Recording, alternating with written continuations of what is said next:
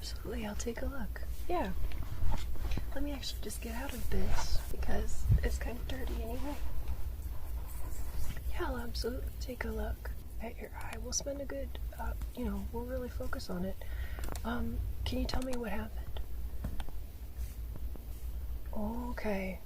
Do you wear contact lenses? Let me just make sure we have things written down for your primary care provider. Absolutely, right? This is our secret tent. I am an actual physician, but everything we talk about here is secret, not for official diagnosis or treatment of any illness, because, this is a secret place. You and I don't have, out there in meat space, we don't have that individualized relationship that we really need. Yeah, absolutely. But I can help you with your eye here in this place. So contact lenses, yes or no? Okay. And it's really like itching and bothering you? It feels like something's stuck in your eye? Are you between 20 and 29 years old? That's the highest incidence of eye injuries in the United States. So it feels like something's in your eye. Have you been washing out your eye a lot, like really aggressively in response to that? Okay. It feels scratchy, you said. Is light bothering you? Like what's what we call photophobia? Did you put eardrops in your eye by accident? No. Okay, good. Any exposure to UV light? Okay. Are you an automotive worker? That's also the highest incidence of eye injuries. Do you have diabetes? So diabetes causes earlier or easier corneal abrasions because there are less hemidesmosomes. That's the little things that stick the skin of your eye, your epithelium, to your eyeball. And there are less of those in diabetes, so it takes longer to heal, which is good to know because you're also at risk of infection. All right, go ahead and follow my fingers here. Let's wash our hands first. Here.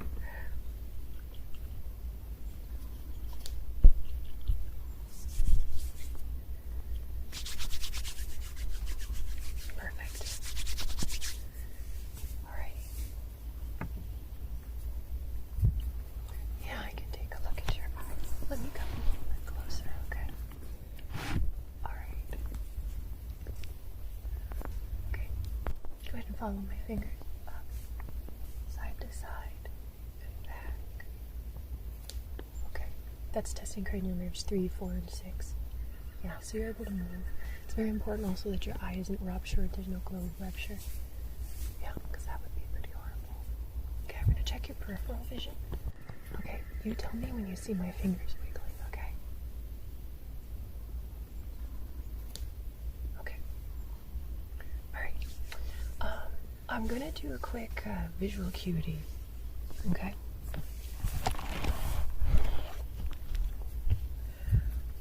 So I'm going to need you to go ahead and look at this chart. Yeah, absolutely. What's the lowest number that you can read? Yeah, just the lowest number that you can read. Okay. I know, it really sucks. It's hurting. I'm going to need to look with my ophthalmoscope. I have a special ophthalmoscope so that I can see a little more detail. Otherwise, if we can't really see really well, I'm going to need to get an ophtho referral for you, but I think we can. I have blue light on my ophthalmoscope. Yeah, so I can see your eye. We're going to need to put a little stain so we can see if there's a little cut in the epithelium. Sometimes you can see it without that. So I can give you tetracaine or, let's see if we have any. We have some proparacaine. These are like anesthetics for your eye. However, I will warn you, that does slow healing. I mean, like for the exam, we can give you that, but it will slow healing. Okay, none of that. Okay. All right, before we do that, I'm going to put my fingers on your eyelids. I'm going to pull down. I want you to look up. The bottom eyelids. Mm-hmm. Yeah, just like that. Go ahead and look up for me. Okay. What I'm looking for is if there's anything caught in the lower lid. Same thing, I'm going to pull your eyelids up and I want you to look down. Okay, I want you to look down. Okay. Alrighty. Nothing is still stuck there. And you told me what had happened? Okay. Well, you're very adventuresome. You might You really should wear your safety goggles while you're doing that stuff. I'm sure that the fairy queen will understand. Yeah. Okay. Let's take a look. I know it's painful, so we're going to try to get you medication as soon as I can.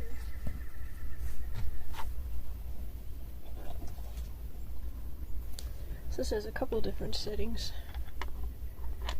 It's called a panoptic. It's very fancy. And it does have, it should have anyway, a blue light setting. In our world it does.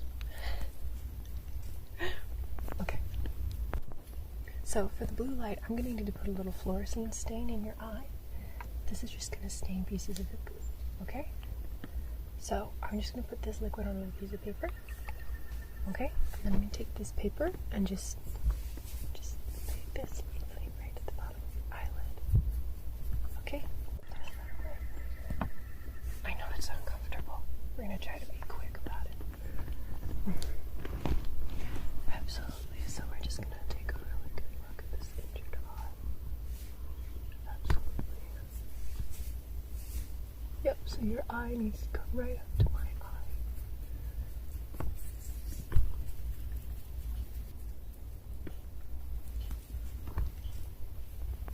Okay. Yeah, you do have a corneal abrasion. Oh, okay. Yeah, I'll look at the other eye too, just to be sure.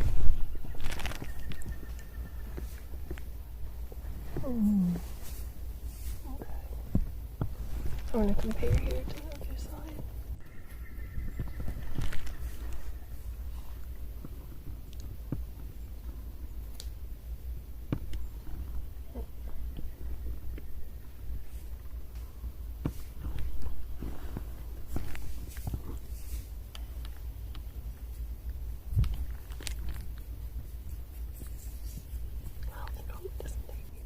I just want to make absolutely sure. I'm looking to make sure on your eye there's no branching pattern. Like we might have if you had like herpes simplex. Yeah, that'll cause a branching pattern. So it doesn't look like it though. Any new partners within the last year?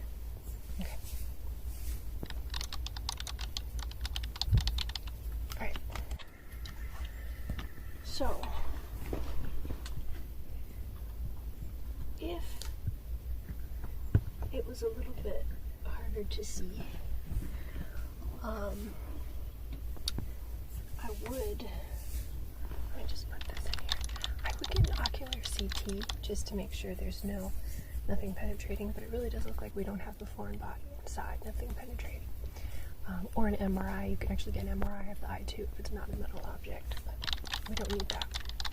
You do have some risk factors, so I am going to obtain bacterial cultures. So I'm just going to get this little swab, and I'd like to swab just again like your tear duct, just the lower part of your eyelid. Okay. And then we're going to put that in my little specimen jar here and seal it. Okay, perfect. And I'll look at that under the microscope later. Okay. So, here's the thing. In the old days, when someone has a corneal abrasion, which is a scratch, it means that the surface layer of your eye is a little bit scratched off. In the past, they would patch it. However, that actually increases your risk of bacterial infection because it becomes this warm, close little place where bacteria can hang out and breed. So we'd rather not do that. So we're not going to patch it. If it was something like you very much wanted, like you really, really wanted something patching because the light is bothering you, we could put a soft contact lens. But again, there's a danger with that because while your eye is healing, that new healing tissue, that new epithelium can stick to the contact lens, and then every time you take it off, you're tearing off that top layer. So it's really best not to put anything on your eye during this time. Yeah. So I asked about contact lenses earlier because they are a risk factor. Yeah, absolutely. Because of that, because they block oxygen from getting to the eye, and that can cause the eye to swell. It makes it like bacteria want to live in there, and because while your epithelium on the eyeball is like growing, like I said, it can stick to the contact lenses. So so contact lenses are a big risk factor for that. Even infections and terrible stuff can happen to your eye. Well, and also with eye trauma, if you have hard contact lenses, it can puncture the eye and stuff. So for an active lifestyle such as yourself, if you need it, or like really insistent on contacts, then I would recommend soft contact lenses. And some people do, because glasses also can shatter and hurt your eye, unless they're made of really good stuff. Yeah, so soft contact lenses, but not new. Yeah, because you are at risk for infection. So I'm ordering a number of little eye drops for you. We're going to start with a diclofenac drop, okay? We could do ketorolac also. Doesn't really matter. And then antibiotic drops. Do you have a sulfa allergy? No? Okay, good. If so, I was going to say you can't have any polymyxin sulfamide. But either way, I can start you on an ofloxacin. Yeah.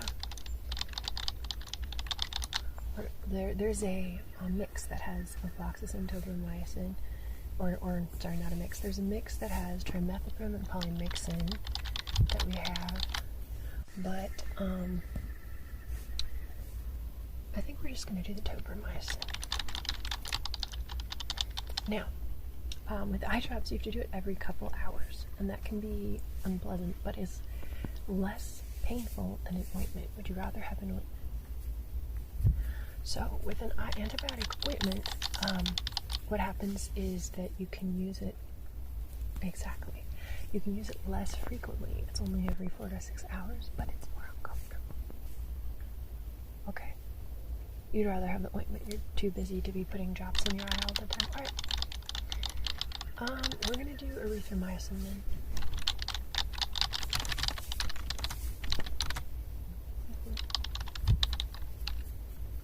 Yep. Exactly. That's the plan. Now, I can give you a oral pain medicine because they're pretty uncomfortable. I can give you 5 days of tramadol. So, it should really start to heal. You should re-epithelialize, epithelialize. Epithelium should grow over the scratch on your eyeball within 24 to 48 hours. It's not even that it grows, it's that it migrates from other parts, and then it starts to attach within about a week, and then it makes its final attachments in 6 weeks.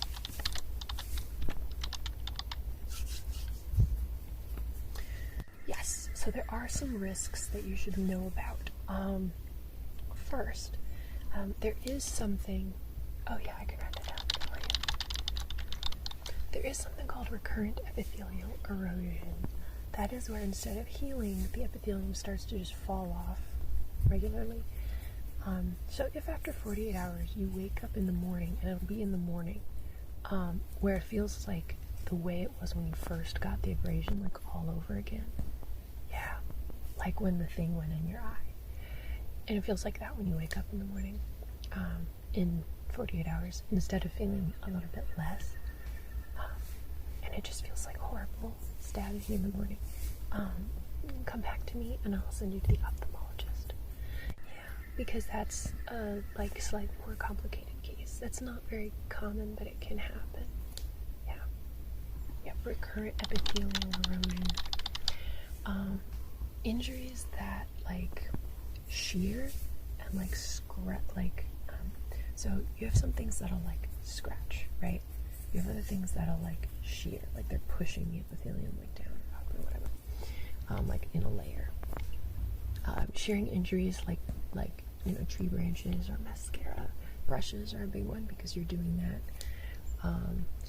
fingernails, because they usually scratch in a direction, like rather than just a scratch, you have, you know what I mean? Like you're shearing it away. Yeah, those kind of injuries are more at risk for an epithelial erosion. Yes, so if that happens again, if you wake up in the morning 48 hours later and it's just like when you first got it, we're gonna need you to go. Yes, I'm gonna need you to go see the ophthalmologist. Yeah, absolutely.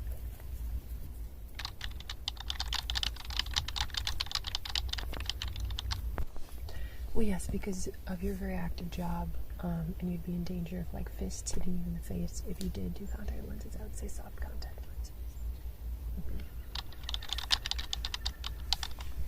Now, if at some point in your job you have long periods of staring at a computer screen or not blinking enough, that can also slow healing.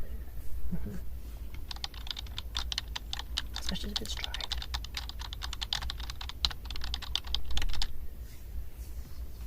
Yep.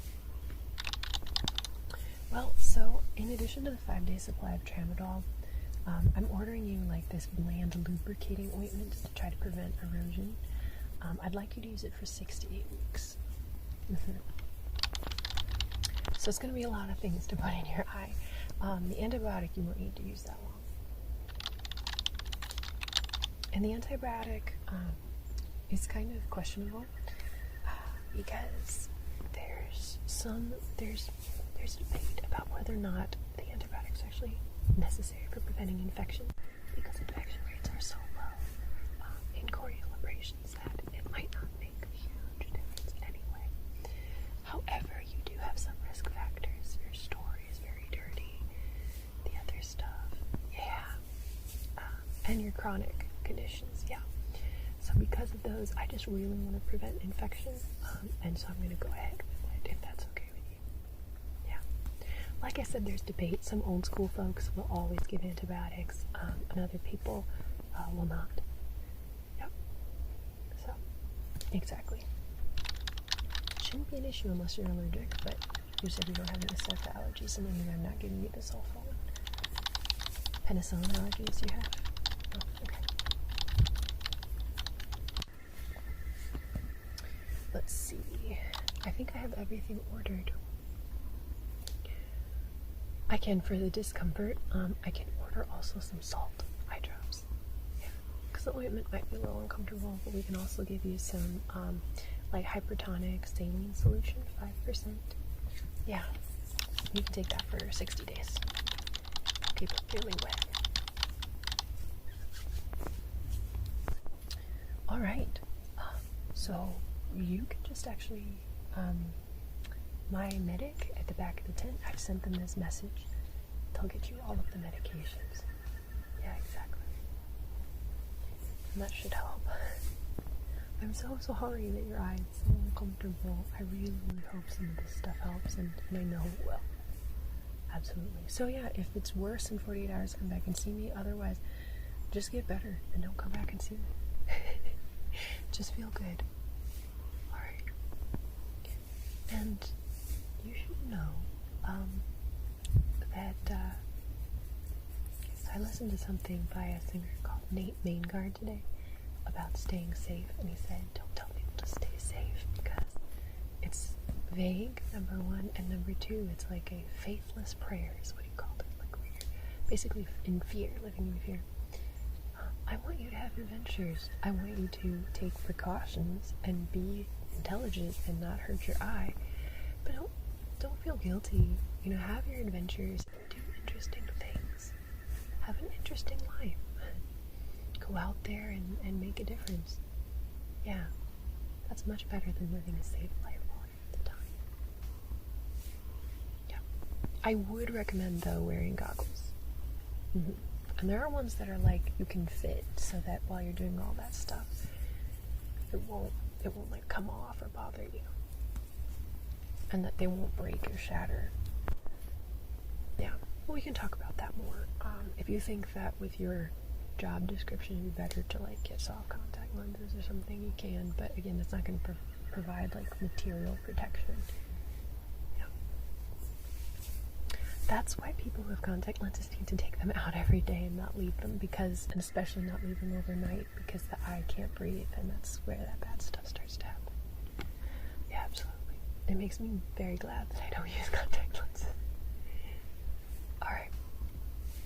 Let me check here and see if there's anything else I have here.